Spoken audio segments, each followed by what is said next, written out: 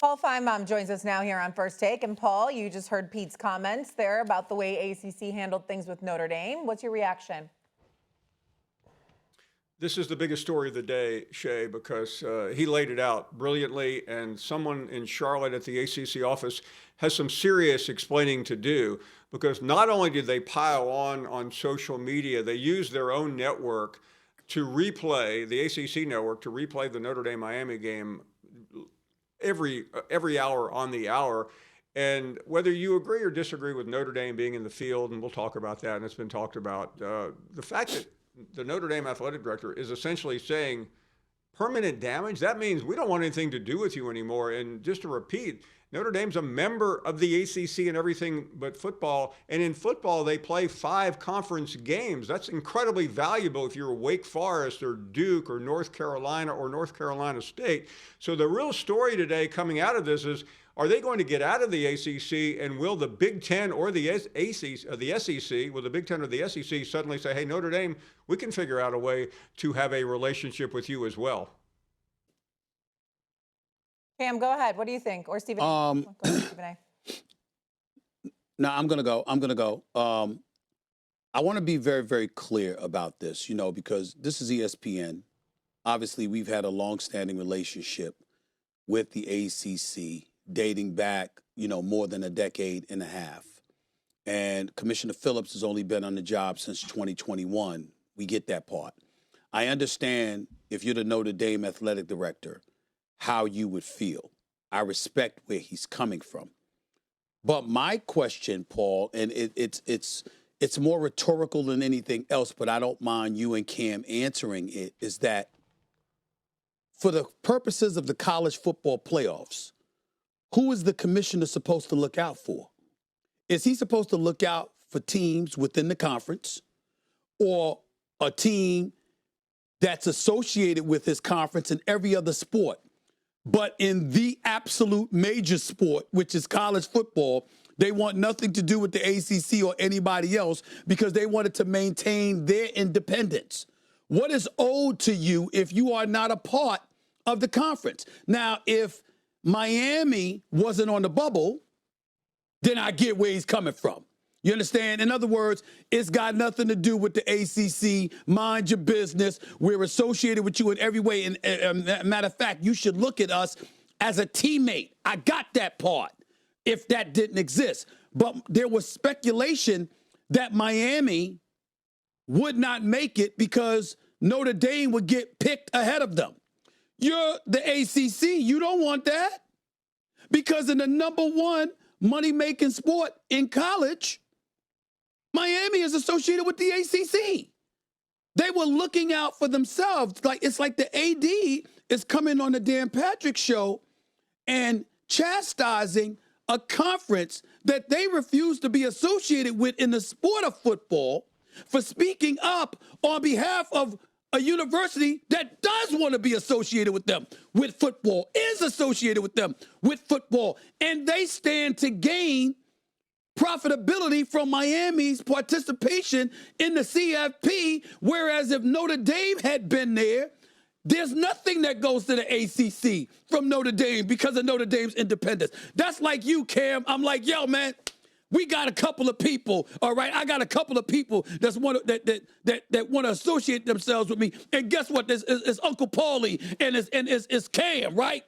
And y'all gonna make some money for me. But there's somebody on the outside that don't want anything to do with me in this particular sport, and I'm not supportive of him. I'm supporting y'all, even though I got an association with him with everything else other than football.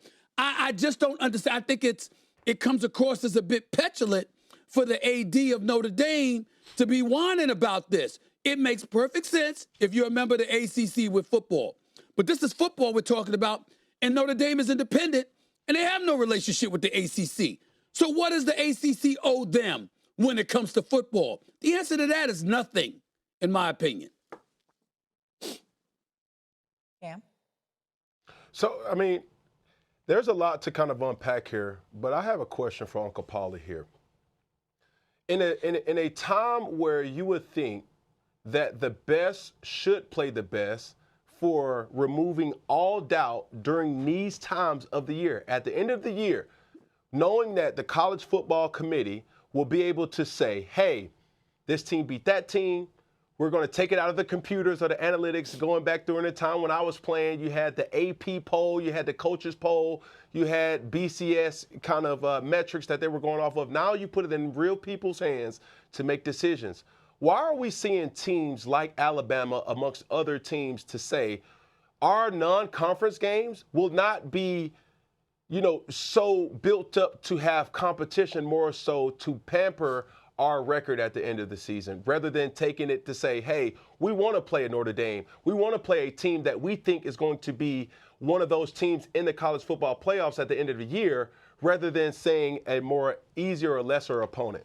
Well, Cam, I'll address that and Stephen A's. The real problem with what's happening now is that the big schools are moving away from the big-time games because they found out this year they don't really help. Look at Ohio State and Texas. Biggest game of the year on week one. It cost Texas a berth in the playoffs. Stephen A., back to what you said, though, another part of what the ACC interplay is that the ACC, and frankly, everyone in college football should adhere to the same rule, and that is the combatants in your championship game should be the highest ranked schools according to the most important poll, which is the CFP poll. Had that happened, Miami would have been in the game, and that would have solved all the problems of Miami. As far as Notre Dame, I agree with a lot of what you said about the Notre Dame AD, but the real problem here was the ACC and all of these leagues putting out all this propaganda that, quite frankly, nobody read. The only